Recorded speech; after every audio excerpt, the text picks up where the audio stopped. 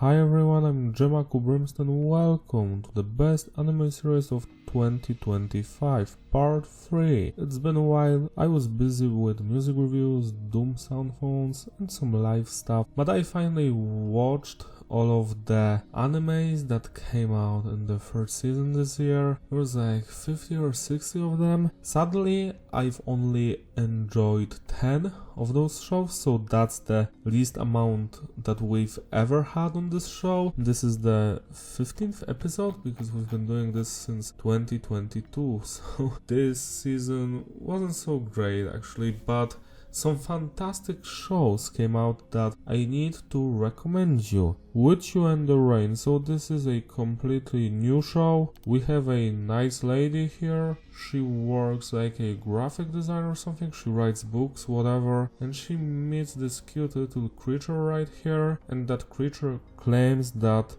it's a dog. As you can already tell, this is like a tanuki, it's not a dog, but she thinks it's a dog and she believes it, and that's the show. It's very funny, it's very wholesome. Basically, every episode is about some adventures both of them are having. Sometimes the episodes are more slow and like slice of life stuff. Others have more tension and more story in them. It depends, and I must say that I was really interested in every episode, and the last one especially, like, it was a beautiful ending, so I see that it's not going to have a second season. At least I wouldn't want this to have a second season because it's a great story from beginning to the end, and we have some also minor characters like Fuji's parents. Tatsuo, the father, is so funny. Some of her friends, the black cat, sure, the black cat.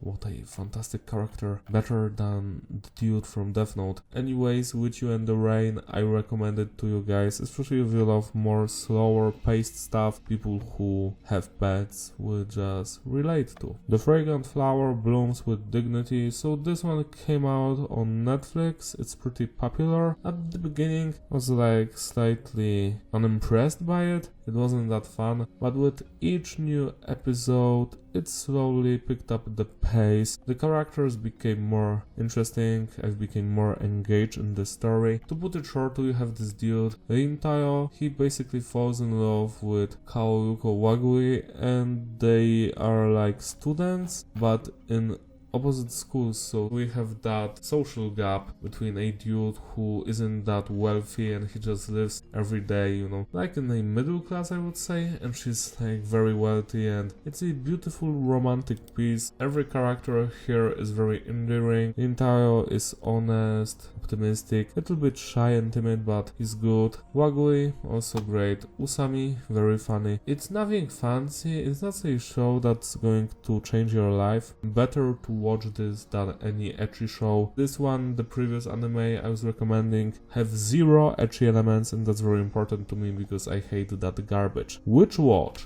This is an interesting one. So we have this girl, Miko, and she's like a witch, and apparently an evil spell was cast on her. She has a curse and something bad is going to happen to her. Someone enlists the help of her childhood friend, Morihito, who's like a troll or her ogre, whatever, and her other friend, Kanshi, who's like a tanuki or some spirit. This show is about their adventures because someone is trying to kill Nico, like do something bad to her. We also have supporting cast, Kaya, Keigo, Kukumi. Interesting characters, but they're not that important. We need to focus on those three, you know, Morihito, Nico, Kanshi. Some of the episodes here were fantastic, like 10 out of 10 stuff. One episode made me cry, the other made me laugh as hell. But also you need to prepare yourself for the fact that some of the episodes, they're not that great. They feel a little bit forced, a little bit childish. Not all of them, obviously, like maybe 6 or 7. If you have a lot of time,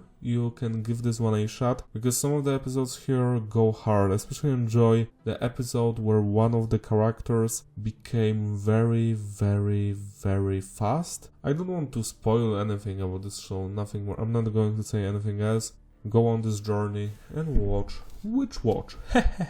Dr. Stone Science Future, the first show here, which is like a sequel because it's the 4th season. I already talked about Dr. Stone in this best anime series list. Like, I think I've talked about the 1st or maybe 2nd season. I did not enjoy the 3rd season that much. This one, it was slightly better. This is a show about this dude, Dr. Stone. Basically, the entire humanity gets petrified and he awakens and he wants to rebuild civilization. But there's a big mystery. Someone petrified people. Who? Can we learn about their motivations? What is happening? Etc. This is one of the reasons I keep on watching it, even if some of the episodes aren't that fun, to be honest. But the others, they make up for the like generic stuff that happens. This season especially, it was a step up from the previous one, but I still think that the first season and the second one were the best ones. You can watch this one if you have a lot of time and you enjoy science and shonens, because this is clearly a shonen. It's going to last like 200 episodes. I can really feel that. Nobody likes shows that drag on for too long. Is this a comedy? Not so much, but it's pretty interesting when it comes to the science stuff and the characters, their motivations. Call of the Night Season 2, I already talked in this show about Call of the Night Season 1. I was very impressed by it. I've actually enjoyed quite a lot. This season was a slight disappointment because some of the episodes here, not my vibe at all. This is a show about this dude, a teenager, Ko Yamori and Nazuna Nanakusa. So she's a vampire and Yamori, and they basically are friends and want to fall in love because he wants to become a vampire, to be with her forever. And in this season we have like a very important topic about one of the secondary characters trying to do something. It goes on and on and on, and I feel like the entire plot here wasn't that interesting, and I hope that the show is going to come back for a 3rd season that is going to focus more on the main characters, what's going to happen with them. I feel that's very important and interesting, and this season slightly moved its focus towards something else, but still I would recommend checking it out. Just watch for the 1st season. I think you're going to love it if you enjoy comedy, romance, neat stuff, shonens, something weird, because this is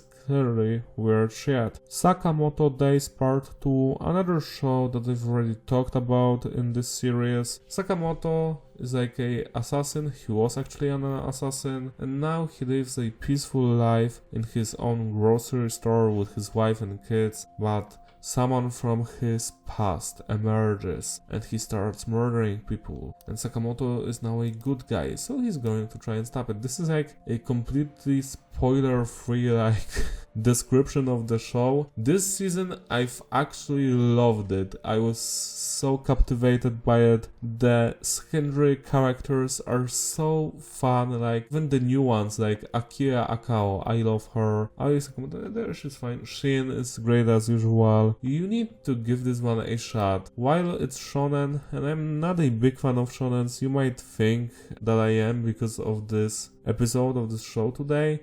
We have a lot of shonen shows, but it's not actually something I like to watch. But Sakamoto Days goes hard because of the lovable characters. Like, I cannot like imagine hating those folks, especially Sakamoto. He's such a sweetheart and he's fat like me, so hell yeah, go watch Sakamoto Days if you love interesting action, storyline and comedy. Grand Blue Season 2 is something I did not expect at all.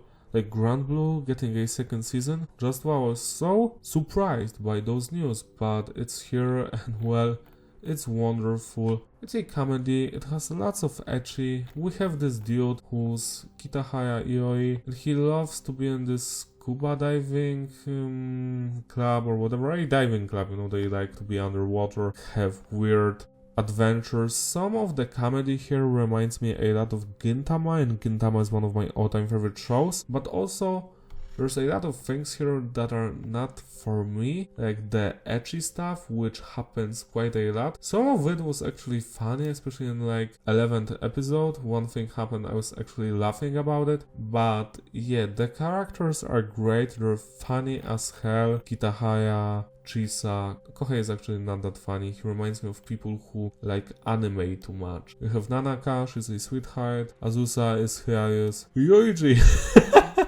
Yeah, so I must say that if you like a good comedy, it's like a romance, but it happens because of a misunderstanding, so it's not like something like important or serious. It is hilarious. Some of the comedy here, great stuff, some of it not that great, but overall I did enjoy the show. It made me so happy that it got a second season. Here even the ecchi shit doesn't get on my nerves that much because it's just hilarious, and also everyone is just drinking in this show all the time, so I feel like I'm at home because I'm from Poland. Sorry guys. So I cannot wait for season 3. I'm happy that it's getting another season. Hopefully the third one is going to be the last. You know, so the quality is not going to drop over the years. I like shows that have less episodes, but the quality is there. Instead of like 1000 episodes and it goes to shit, like One Piece, Detective Conan, Naruto, Bleach, whatever. The Shy Hero and the Assassin Princesses. Another show that I was surprised I've actually enjoyed. We have this dude who's like a hero, Toto, and he's so strong, but he has a weakness. Like beautiful girls are his weakness. So we have Ciel or Tiel. She's like a daughter of the Demon King and she needs to kill Toto because he's the hero. We have Goa who also needs to kill the hero, and Anemone, a hired assassin who's hired to kill Toto. Those three women pretend to be Toto's friends and travel with him as his, party, but they want to murder him in each episode, and that's like the main story. It gets more interesting with every new episode. There were some of the episodes in the middle that were nothing for me. I was like,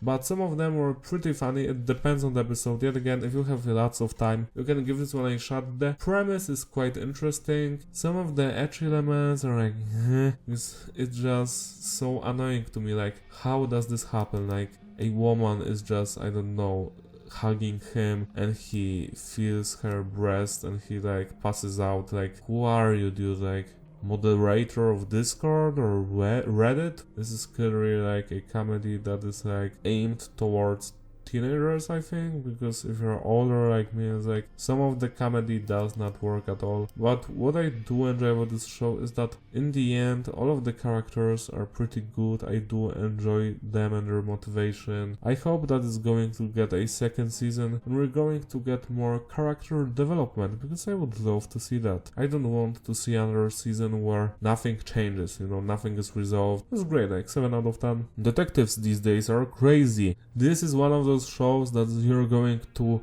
either love it or hate it. This is basically a Gintama ripoff because of the comedy. It's like nonsensical. Like, the comedy is like, well, sometimes things happen like you're not going to even expect them. So we have this dude who's like a private detective, this old dude here, and a girl who really wants to become his disciple. Like, she wants to become a cool detective like him. We also have this other dude, Yu Asunayo, who's another like detective or prodigy or whatever. He has a secretary or whatever called Hana, and other characters like Azuha and Fu. Dynamics between the two main characters, hilarious. The comedy, like, in one of the episodes, the main character says that Mashiro, the girl, needs to take care of a house and clean it from filth. So she just goes there, she sees that there's like the Yakuza members or some criminals there, and she thinks, oh, I need to clean this place up. Not by like clean, normally, but she decides to destroy all of them. Like, cute. It's just a slight misunderstanding. That's the comedy in this show. Like, sometimes it's like situational, like someone is going to say something and they do not get each other, they're not on the same page. And sometimes the show just makes fun of somebody or some other shows. This is the kind of stuff that I love to watch. As you can see, not many people watch this show. It was slightly enjoyed, but I guess it was nothing special for others. But to me personally, this was the second best anime this season by far. Just watch the first 3 episodes. If you're not going to enjoy the comedy and the characters, then just drop it, because it's not going to be for you. But for me, from the first episode, I knew that this was going to be like incredible. Like, it's going to be silly and stupid, but in all of the correct ways, at least for me. Last but not least, let's talk about my favorite anime this season, Fermat Kitchen. So this is about this dude Gaku. He was a mathematician, but this dude Kai Asakura, like, he scouts him and like discovers that Gaku has like affinity to become a great chef. He's going to cook meals, going to prepare something that's going to change the world. Gaku's childhood friend is Ayu Yomi and Ichitaro Hirose, also Kaguya Musashi. They're like his friends when he was like into math and shit. Ichitaro Hirose became like a well-known, respected mathematician who learns new things and changes the course of mathematics and history, whatever. This show is about Gaku trying to figure out who he is. Is he going to change the world with cooking, or maybe he should go back to math and shit, or maybe combine cooking and math? I must say that this show made me very invested in its storyline. I couldn't wait for a new episode. I was like on the edge of my seat all of the time. What's the next meal Gaku is going to prepare? What's going to happen? Because this is one of those shows where while it's shonen, it does not mean that the main guy is going to win all the time, and also you're not going to predict what's going to happen next. It depends on the storyline, and the storyline is very strong. I don't like math at all. I hate mathematics, but this show was endearing. The main character is interesting. The motivation of the dude that scouted him is also quite a mystery that is not explained in this season at all, but I hope that in the next one it's all going to be resolved. Not sure if this is going to get a second season. I wish, because it's a fantastic show that I wanted to watch all of the time. So those are the 10 animes I've enjoyed this third season this year. If you enjoyed some of those, write a comment down below, tell me about it. If you enjoyed other shows, you can name drop them as well. I'm going to see you in a couple of months where I'm going to prepare part 4 of this video for the last animes of 2025. I just hope that we're going to get at least 13 great shows this time, because it's very like disheartening watching 50 or 60 animes, you know, and discovering that more than half of them are like not worth your time at all. If you enjoyed this video, give it a like and subscribe. Follow me on my Instagram, links in the description. Shout out to all of my Patreon supporters who gracefully sponsor these videos. You're all truly wonderful. This video wouldn't happen without you. If you enjoyed this one, join my Patreon, links in the description as well. I will see you next time. Bye!